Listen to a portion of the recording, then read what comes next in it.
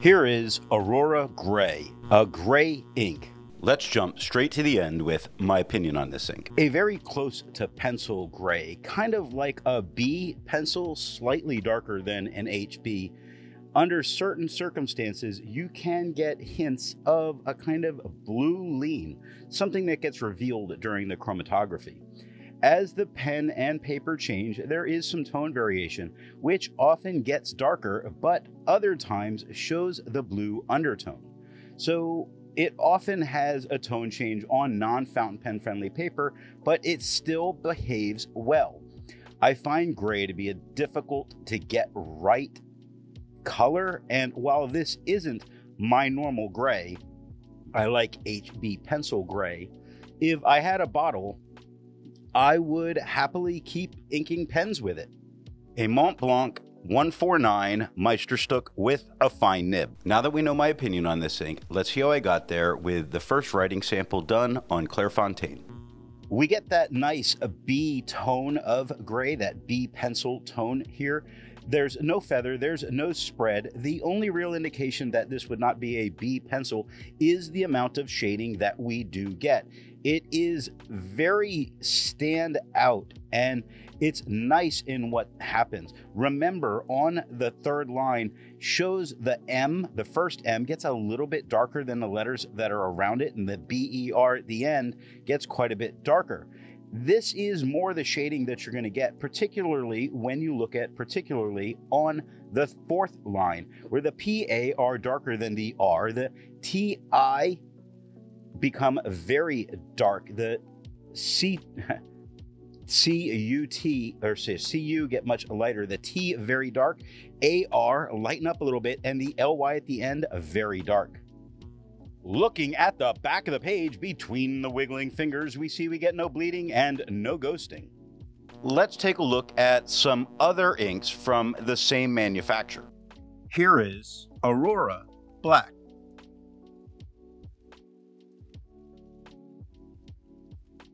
Here is Aurora Blue Black.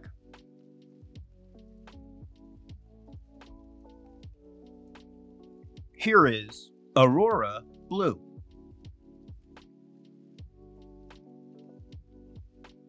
Here is Aurora Green.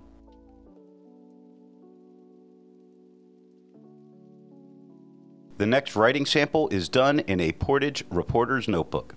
Interestingly, on this paper, it lightens up a little bit, more to an HB, really in tone to my liking. There is no feather and there is no spread. The shading that goes on is indeed very gradual and light in what happens when you look at indeed on the first line, where the I, N, and beginning of the D are a nice lighter tone. That downstroke is only a tiny bit darker, lightening up a little bit into the EE and beginning of the D, the downstroke of that D becoming very dark. Looking at the back of the page, between the wiggling fingers, we get no bleeding, no ghosting, and can easily continue our notes back here. There's a lot to learn by doing multiple chromatographies. The one on the left is immediately put into water for 10 to 15 seconds. The one on the right, marked with a D, is let dry for 10 minutes before putting into water. The next writing sample is done on a national brand Steno notebook. Here we get some interference in its tone based on that light blue undertone that this ink has. It becomes kind of a greenish gray, mostly because of the tone of the paper, showing that this is a little bit translucent as an ink. Now, it doesn't feather and it doesn't spread. It does shade fairly well when you take a look at Get Back on the second line, where the GE are much lighter than the T that ends, and Back starts lighter at the B, becomes much darker as it makes its way to the K at the end. Looking at the page underneath, there was a spot that it bled through touching the page underneath where I paused while writing. And you can see where that happened when we see the back of the page. Now on a majority, we don't have any kind of real ghosting issue, but I do have to say that it did bleed, so don't go slow while writing with this ink or you might get some bleeding. Resistance tests are done to see how this ink can be expected to perform on the page, and more importantly, how hard it may be to clean from your pen. The smear is allowed to dry for 3 days before testing it. The highlighter is on the top left, pen flush is on the top right, 1/3 bleach solution is on the bottom left, and water is on the bottom right. The next writing sample is done in a Rhodia notebook. The first thing that we have to notice is how well it stands out against the quad rule of this paper. Now, the tone that we get is the same as on the Clairfontaine. It doesn't feather, doesn't spread. It does shade just as well as it did on the Clairfontaine, though I think it looks better here, and I'm fairly happy with that. Take a look at dry on the second line, where parts of the D are darker than the rest of the D. It kind of shades intermittently on its own. The R becomes fairly light, and into the Y it gets very dark, but then lightens up during the hoop of the Y. Looking at the back of the page, between the wiggling fingers, there is no bleeding and no ghosting. Outstanding. With over 1,000 inks reviewed, let's take a look at some color comparables. Here is Califolio Grise de Pain.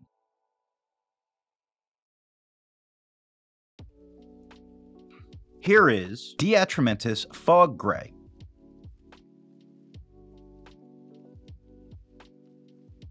Here is Graf von Faber-Castell Stone Gray. Here is KWZ Gray Lux. The next writing sample is done in a composition lab notebook. We can see that this still does stand out very well against this quad rule. It looks much more like a pencil than it has in really any of the other cases, or much more like an HB pencil that I would prefer, because it's a lighter, flatter tone than we had on the Clairfontaine. Now, it doesn't feather and it doesn't spread. It does have some shading about what you see on the second line, where most of the word is a nice lighter tone. We will say that the bottom of that B does look a tiny bit darker, but that T at the end, much darker. Looking at the back of the page, we get no bleeding, no ghosting, and can continue our lab notes back here with no problems. While it's nice to see ink in the same color family, I prefer to see ink to complement the color on the page. Here is Diamine Aza Blue.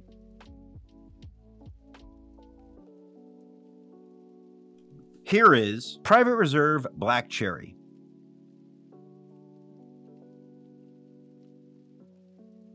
Here is Diamine Delamar Green.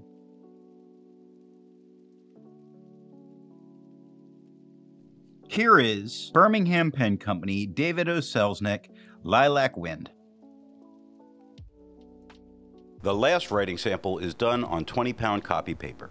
We see that this definitely lightens up quite a bit when we compare it to the Clairfontaine, really getting a little bit lighter than an HB, probably close to an H as far as tone goes.